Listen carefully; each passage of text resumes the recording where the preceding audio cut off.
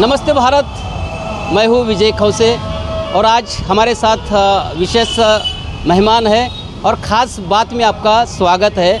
हम चर्चा करेंगे संसद में बिल लाया गया है नारी शक्ति वंदन अधिनियम, उस बिल का नाम है। उसी के तहत हम आज बात करेंगे। हमारे साथ में आम आदमी पार्टी की महिला नेता है, उनसे हम बात करेंगे। तय क्या बताएंगे जो संसद में जो अभी नारी शक्ति वंदन अधिनियम के तहत बिल लाया गया है, क्या वाकई इस बिल में क्या है? सबसे पहले सबको जय भीम। जैसे कि बीजेपी सरकार और मोदी सरकार हमेशा सिर्फ एक ही आलाप लाते हैं कि हम महिला सशक्तिकरण के लिए ये करेंगे, महिला शक्ति के लिए ये करेंगे, नारी शक्ति के लिए ये करेंगे। मैं आज ये पूछना चाहती हूँ उनसे कि इन्होंने जो नारी शक्ति वंदन जो बिल लाए हैं, तो क्या सच में 33% जो इन्होंने महिलाओं के लिए आरक्षण दिया है, नारी शक्ति को सशक्तिकरण करने के लिए जो ये 33% का जो इन्होंने अधिनियम लाया है, ये सच में ये करने से भारत की जो नारी है वो सच में सक्षम हो जाएंगी? 33% तो महिलाओं को लोकसभा विधानसभा में तो आरक्षण मिलेगा ना, क्या इस बिल का आप अभिनंदन नहीं करेंगी? सर, अभिनंदन तो नारी के हक के लिए जो भी चीज़ किए सरकार ने किया है, हम उनका बिल्कुल उनके साथ में है और हम ये खुशी भी जाहिर करते हैं कि उन्होंने महिलाओं के लिए सोचा है। लेकिन आप एक बात बताइए, ये बिल आने तक 10 से 15 साल तो ऐसे ही निकल जाएंगे। पहले दिल्ली सरकार ने ये बिल पास किया था। दिल्ली सरकार ने जब ये बिल पास किया था तो वो तो बहुत अच्छी बात है, लेकिन दिल्ली में तो केंद्र की ही सरकार है और जो केंद्र है उसमें हमारे आम आदमी पार्टी की जो सरकार है, और आम आदमी पार्टी को केजरीवाल साहब को कितनी तकलीफ दे रहे हैं केंद्र सरकार, ये तो हम सभी को पता है। तो हम यही चाहते हैं कि जिस तरह महिलाओं के लिए 33% राजकारण में आरक्षण किया है, उसी तरह भारत की सारी महिलाओं को हर एक क्षेत्र में ये लोग आरक्षित करें। प्रधानमंत्री के लिए भी आरक्षण चाहिए, मुख्यमंत्री के भी लिए इस आरक्षण चाहिए महिलाओं का? देखिए सर, महिलाएं जो है वो भले राष्ट्रपति हो, प्रधानमंत्री हो, मुख्यमंत्री हो, महिला होती है और समस्त महिलाओं की एक ही इज्जत होती है, एक ही आबरू होती है, इसलिए सभी को आरक्षण चाहिए। नहीं, निश्चित रूप से अभी जो बिल लाया गया है और बिल के ऊपर में और भी बहुत सारा काम होगा। ये बिल कोई अभी इस साल तो लागू नहीं होगा क्योंकि 2024 का चुनाव है। क्या लगता है आपको 2024 के चुनाव में ये सारा बिल लागू हो जाएगा?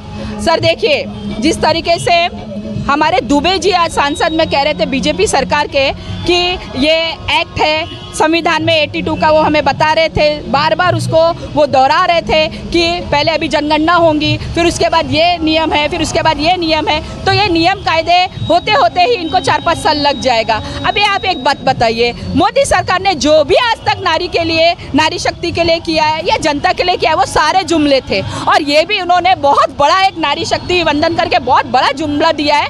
बस ये जो मणिपुर का जो हादसा हुआ है, वो मणिपुर के हादसे पर सारे समस्त महिलाओं को जो तकलीफ हुई है, बस उसी को वो थोड़ा सा उन्होंने मरहम लगाने की कोशिश की है कि देखो हम राजकारण में आपको हम 33% आरक्षण दे रहे हैं। अरे बट आरक्षण आप दे रहे हैं, राजकारण में दे रहे हैं, लेकिन जो महिलाएं राजकारण में है या जो सक्षम है उनकी बात ठीक है, लेकिन जो और भी महिला 50% आबादी है महिलाओं की जनता में, वो महिलाओं का क्या होगा? SC ST समाज की महिलाओं का क्या होगा? दलित समाज के महिलाओं का क्या होगा? OBC समाज की महिला, हर एक महिला की आबरू इम्पोर्टेंट है सर। और ये जो सबसे पहले नारी सुरक्षा का अधिनियम लेके आई है और नारी को कैसा सुरक्षा रखा जाए और नारी के साथ यदि कोई अपराध होता है, लोकसभा और विधानसभा में जब उनको 33% आरक्षण मिलेगा, उस हिसाब से महिलाएं वहाँ पे जाएंगी तो वहाँ पे तो कानून बनाएंगे ना महिलाएं। जी सर, है ना? आपने बहुत अच्छा क्वेश्चन पूछा है, क्योंकि अभी जब मणिपुर के इसमें आपने मेरा इंटरव्यू लिया था, उसमें भी हमने कहा था, यही संविधान चौक पर ही आंदोलन किया था हमने।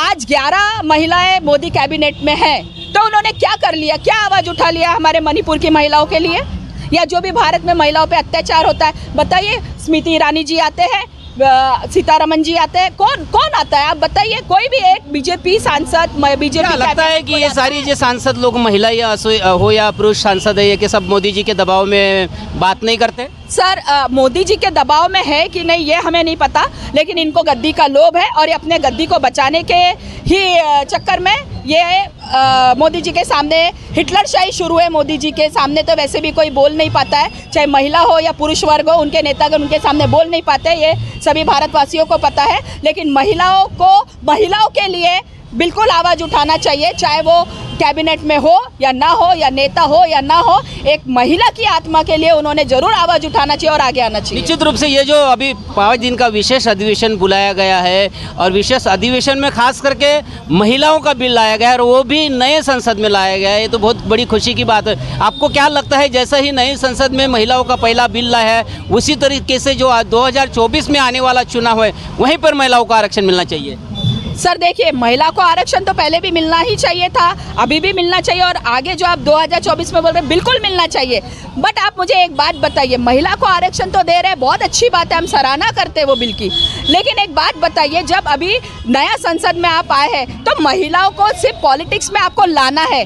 जैसे इन्होंने बोला था बेटियां पढ़ाओ बेटी बचाओ, तो आप बताइए कहाँ तक इन्होंने बेटियों को बचाया, कहाँ इन्होंने महिलाओं की आबरूओं को बचाया? तो ये जो जुमलेबाजी है ये बिल्कुल आप ना करें। लॉलीपॉप देने की मोदी सरकार को आदत है और वो उन्होंने दिया है। क्या आपको ये लगता है कि 2024 का चुनाव देख के ही महिलाओं का बिल पेश किया, ये लॉलीपॉप? सर देखिए, मोदी सरकार ने एक बात तो बिल्कुल समझ ली है कि 2024 में महिलाओं के कारण ही मोदी सरकार का पतन होने वाला है, बीजेपी सरकार का पतन होने वाला है। कैसे बोल रही है आप? मोदी ने तो बहुत अच्छा काम किया है ना देश के अंदर में, आप फिर पतन की बात कैसी कर रहे हैं? सर मोदी सरकार जो है वो बहुत अच्छा काम करते हैं, लेकिन देश के 4-5 ही जो गिने चुने रईस लोग हैं, जिनका नाम है, जिनका विदेश में ख्याति है, जो उनको उनसे कॉर्पोरेट लेवल में जो उनको फ़ायदा पहुंचाते हैं, जो उनको फंडिंग देते हैं, उन्हीं के लिए उन्होंने अच्छा कार्य किया है। मुझे नहीं लगता कि बाकी जनताओं के लिए उन्होंने अच्छा कार्य किया है। अयोध्या का राम मंदिर का भी निर्माण किया है, बहुत अच्छी बात है, किसी की उनमें आस्था है तो बिल्कुल करना चाहिए,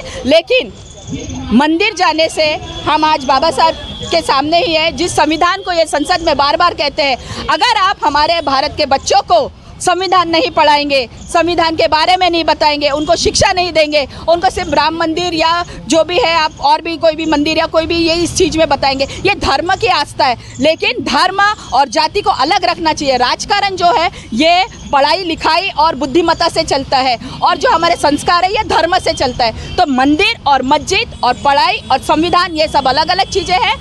मोदी सरकार के पास में मुद्दे नहीं होते हैं, इसलिए वो राम मंदिर उठा के लेके आते हैं, धर्म जाति उठा के लेके आते हैं। अभी ओबीसी आरक्षण यहाँ पे चल रहा है, अभी इन्होंने नारी शक्ति जो बिल लाया है, इसमें भी महिलाएं अभी क्या करेंगे, हमको इतना आरक्षण चाहिए, ओबीसी महिला को इतना आरक्षण चाहिए, एसटी समाज की महिला को ये आरक्षण चाहिए, मुस्लिम कम्युनिटी को ये आरक्षण चाहिए। यानी अभी महिला शक्ति जो एक साथ दिखती थी भारत में, अभी इनको भी ये विघटन करने पे लगे हुए हैं। ये इनके इस प्रस्ताव से समझ में आ गया है, लेकिन मैं हाथ जोड़ से यही विनती करती हूँ हमारे भारत की महिलाओं से कि प्लीज़ इनके जुल्मों में, इनके लॉलीपॉप में मत जाइए, इनके फुसलावे में मत आइए और महिला शक्ति जो है भारत में, उसमें महिला शक्ति में बनाए रखें और ये आरक्षण और इन सब के चक्कर में ना पड़े।